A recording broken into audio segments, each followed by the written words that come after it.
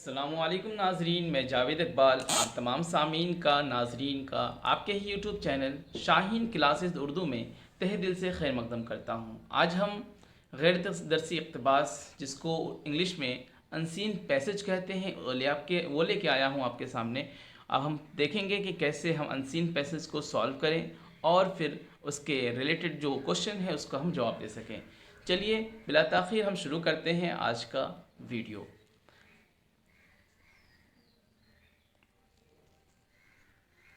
हिदायत, नीचे दिए हुए लिखे इक़्तिबास को गौर से पढ़िए और दिए गए जवाबों में से सही जवाब पर निशान लगाइए। चलिए इक़्तिबास पढ़ते हैं।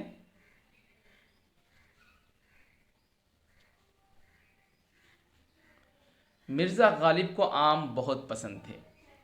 तो देख लीजिएगा, जहाँ जो जो इम्पोर्टेंट लग रहा है आप वहाँ पर अंडरलाइन करते चले जाएंगे। आपको एग्ज़ाम में अंडरलाइन करने में कोई रोक नहीं सकता, ठीक है। एक हल्के कलम से अंडरलाइन कर लेंगे कि आपकी नज़र उस पर अचानक जब भी कोई क्वेश्चन आए, क्योंकि आपने जब पढ़ रखा है तो उस पर आप अंडरलाइन करने के बाद आपको बहुत जल्दी से वो चीज़ नज़र आ जाएगी। इसलिए मैं कह रहा हूँ कि अंडरलाइन ज़रूर कर लें। मिर्ज़ा गालिब को आम बहुत पसंद थे, मैंने अंडरलाइन कर दिया। आप नावाकिफ़ ना होंगे। अच्छे आम की तारीफ़ उन्होंने यूं की थी कि बहुत से हों खूब मीठे हों। अच्छे आम की तारीफ़ कैसे की थी उन्होंने कि बहुत से हों और खूब मीठे हों। आपकी पसंद और नापसंद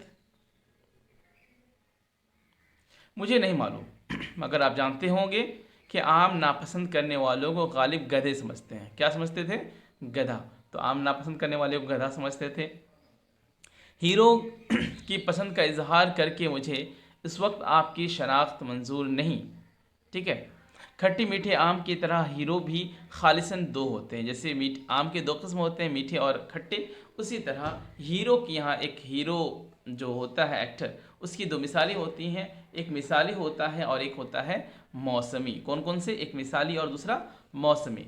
उसे अपने मुल्क की खुशकिस्मती कहिए कि हमारे फलों में जितनी शक्ल और स्वाद के आम मिलते हैं उतने अक़साम के हीरो भी। यानी जितने तरह के मीठे आम जितने किस्म के होते हैं, मीठे और क्या खट्टे, उसी तरह हमारे हीरो भी दो होते हैं, दो तरह के होते हैं। कौन कौन से? मिसाली और मौसमी। इतनी अक़साम के हीरो भी, मसलन मिसाल के तौर पर फिल्मी हीरो, कौमी हीरो, क्लास का हीरो, बाज़ार का हीरो, महल्ले का हीरो, मैच का हीरो वगैरह वगैरह। आम, जैसे आम बहुत किस्म का होता है, हर एक मलिहाबादी आम, और चौसा आम, गुठली आम, मालदा आम, इस तरह से हीरो के भी बहुत सारे अक़साम हैं, ये बता रहे हैं यहाँ पर, ठीक है। अब चलते हैं क्वेश्चन की तरफ।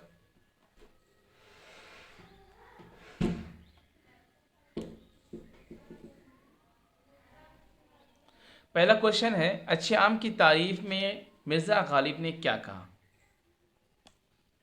क्या कहा था? कि बहुत से हों, नंबर बी मीठे हों, बहुत से हों खूब मीठे हों, या कम हो लेकिन बड़े बड़े हों। क्या कहा था? मिर्ज़ा गालिब ने कहा था कि बहुत से हों और खूब मीठे हों। यहाँ पर ये देखिए, बहुत से हों खूब मीठे हों, क्योंकि हमने पहले इसमें टिक लगा दिया था। देखते ही एक नज़र में वो समझ में आ जाएगा। आम नापसंद करने वालों को गालिब क्या समझते थे? जानवर, गधा, बेवकूफ़ या अक्लमंद? क्या समझते थे जानवर? वो जानवर नहीं समझते थे, गधा समझते थे। यहाँ देखिए,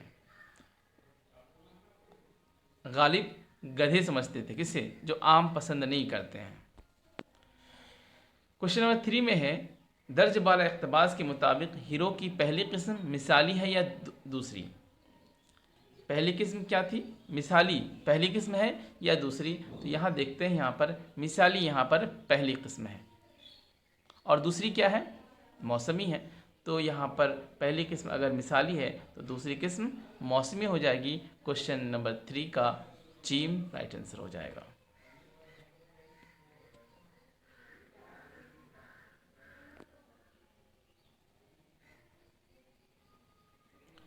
क्वेश्चन नंबर 5 में है कि दर्ज बाला इक़्तिबास के मुताबिक मिर्ज़ा गालिब को क्या पसंद था? आम, फल, सब्ज़ी या इनमें से कोई नहीं?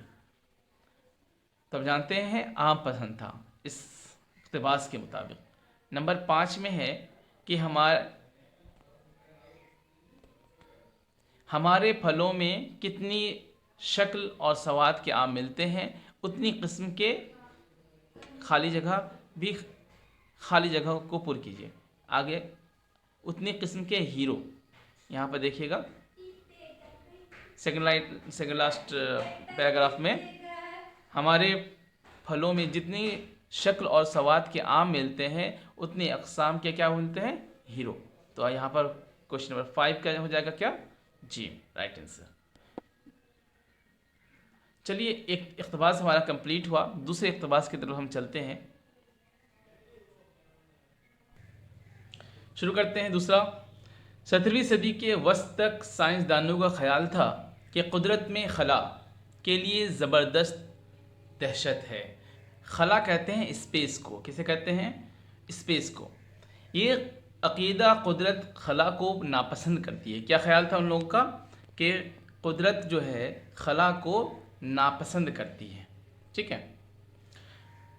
पंप की कारकर्दगी की बुनियाद क्या है, पंप में एक लंबा पाइप होता है जिसका एक सिरा ऊपर पानी में डुबो रहता है, जिसको निकालना होता है, ठीक है। एक सिरा रहता है जिसमें से पानी को निकालना होता है, जबकि दूसरा सिरा बैरल या इस्तवान पर से जुड़ा रहता है। जब पंप के हैंडल को ऊपर नीचे किया जाता है तो सिलेंडर में एक जुज़वी खला पैदा होता है। जुज़वी कहते हैं एक्स्ट्रा, जुज़ कहते हैं उसका हिस्सा, जुज़ कहते हैं इसे हिस्सा कहते हैं। जुज़वी खला पैदा होता है, उस जैसा एक खला पैदा होता है, स्पेस पैदा होता है। स्पेस खला कहते हैं स्पेस को, स्पेस जानते हैं ना, जो आसमान में होता है, जहाँ कुछ नहीं होता है, स्पेस। ज़मीन और आसमान के बीच में जो चीज़ें हैं, जो खला है, जो बिल्कुल कुछ भी नहीं होता है, वो उसी को स्पेस कहते हैं। कदीम ज़माने के साइंसदानों का ख्याल था कि चूँकि कुदरत को खला नापसंद है, क्या ख्याल था उन लोगों का कि कुदरत को खला नापसंद है, इसलिए इस खाली जगह को पुर करने के लिए ऊपर चढ़ आता है। ये ख्याल था कि जो खाली जगह है उसी को खला कहते हैं, तो अल्लाह कुदरत को ये जो खला है वो पसंद नहीं है, इस वजह से पानी क्या होता है, ऊपर आ जाता है। ये उनका ख्याल था। चलिए, ऑब्जेक्टिव देखते हैं। पंप की कारकर्दगी की बुनियाद क्या है, तो इसका जवाब हो जाएगा, देखते हैं। कुदरत खला को पसंद करती है, कुदरत खला को नापसंद करती है, खला और पंप में ताल्लुक़ होता है, नंबर दाल में है, इनमें से कोई नहीं।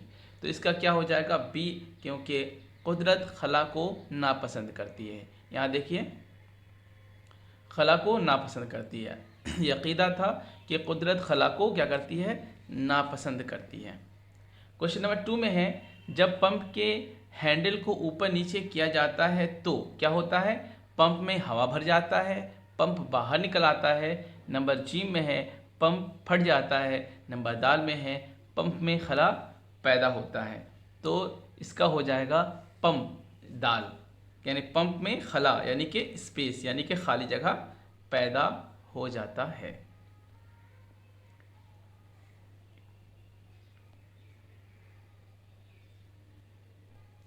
नंबर 3 है, पंप में खाली जगह को पुर करने के लिए खाली जगह ऊपर चढ़ाता है। खाली जगह को पुर कीजिए, क्या चढ़ाता है, हवा चढ़ाता है, पानी चढ़ाता है, मिट्टी, या इनमें से कोई नहीं। खाली जगह में क्या चढ़ाता है, तो हम जानते हैं कि खाली जगह में क्या होता है, नीचे पानी रहता है और ऊपर उसका एक, जैसे हम लोग देखते हैं जब नल गड़ता है तो क्या होता है, खाली जगह होता है, अपने आप पानी ही ऊपर आ जाता है। तो यहाँ पर क्या लफ्ज़ आ जाएगा, पानी दुरुस्त हो जाएगा। नंबर 4 में है, किस सदी के वस्त तक साइंसदान खला को कुदरत के लिए दहशत समझते थे। किस सदी के लोग, आप ऊपर देख लेंगे तो ये था इसका, 17वीं सदी के लोग खला को क्या समझते थे, दहशत समझते थे। खला माने स्पेस, खाली जगह।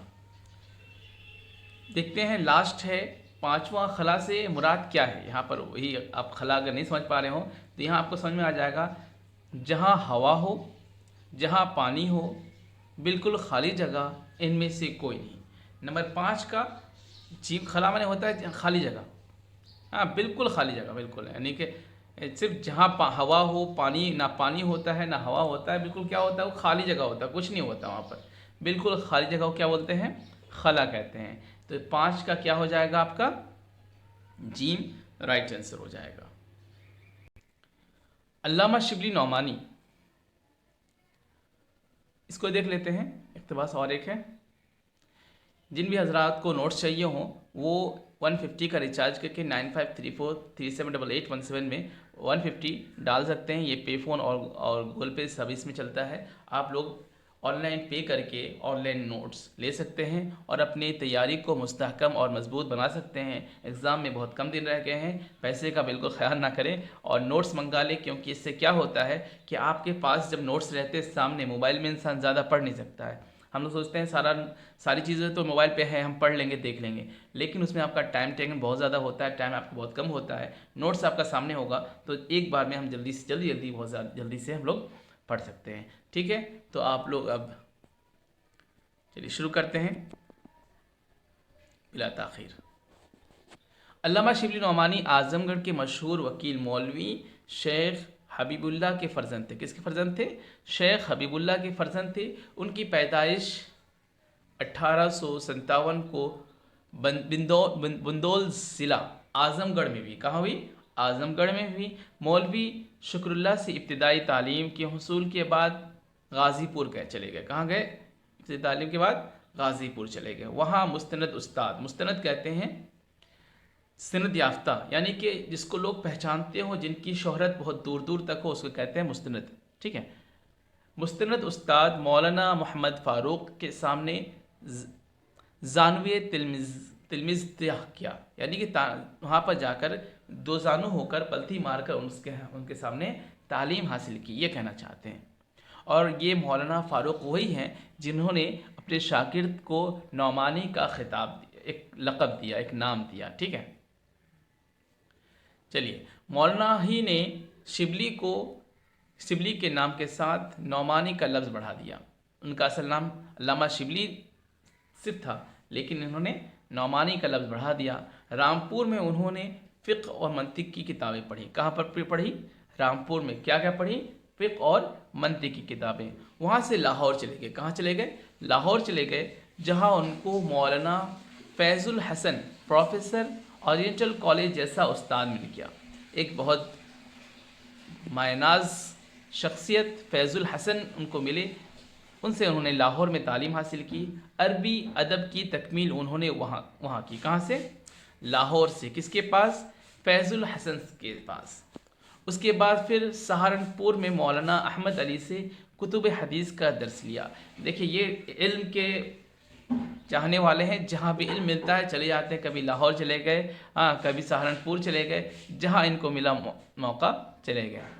क्या एक हदीस है, अल-हिक्मतु ज़ाल्लतुल मोमिन मिन हैसु वजदहा अहक्कु बिहा। चलिए अब ऑब्जेक्टिव क्वेश्चन सॉल्व करते हैं। शिबली नौमानी के वालिद का नाम क्या था? सबसे ऊपर आप देख सकते हैं, मौलवी शेख हबीबुल्लाह। क्या नाम होगा? मौलवी शेख हबीबुल्लाह। शिबली नौमानी की पैदाइश कब हुई? 1857। कब हुई? 1857। नंबर 3 में है, शिबली के साथ नौमानी लफ्ज़ किसने बढ़ाया?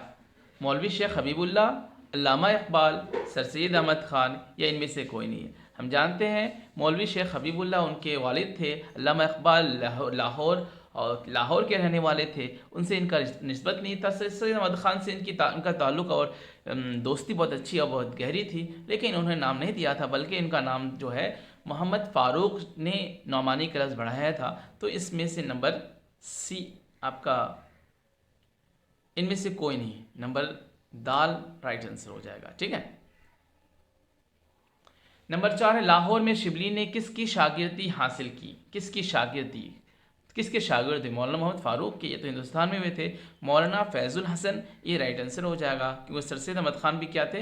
हिंदुस्तान में थे। मौलाना मोहम्मद फ़ारूक भी हिंदुस्तान में थे, लेकिन मौलाना फैज़ुल हसन जिनसे उन्होंने अरबी की तालीम हासिल की थी वो लाहौर के थे।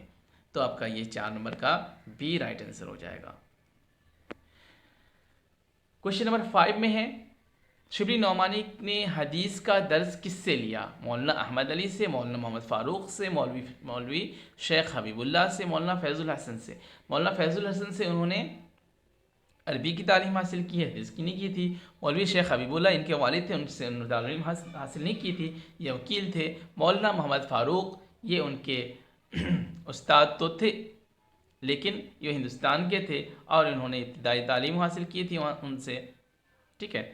और मौलाना अहमद अली अगर पहला नंबर देखा जाए तो ये उसका राइट आंसर हो जाएगा। इन्होंने इनसे ही कौन सी तालीम हासिल की थी? हदीस की तालीम हासिल की थी। तो इसका राइट आंसर आपका 5 का राइट आंसर 1 हो जाएगा। चलिए आज के लिए सिर्फ इतना ही, लेकिन आखिर में अगर आप लोगों को, जिन हजरात ने नोट्स नहीं लिया है, तो जिनको भी नोट्स की ज़रूरत हो, और ज़रूरत बिल्कुल है भी, आप लोग ज़रूर 9534378817 पर रब्ता कायम करें और नोट्स मंगा लें। आपको CBSE क्लास 10 के टोटल चैप्टर के नोट्स बिल्कुल मुहैया किए जाएंगे, दस्तयाब कराए जाएंगे। आप ज़रूर उससे इस्तेफ़ादा हासिल करेंगे, ठीक है, इस्तेफ़ादा करेंगे। ठीक है, रखते हैं, सलाम। तैयारी मुकम्मल।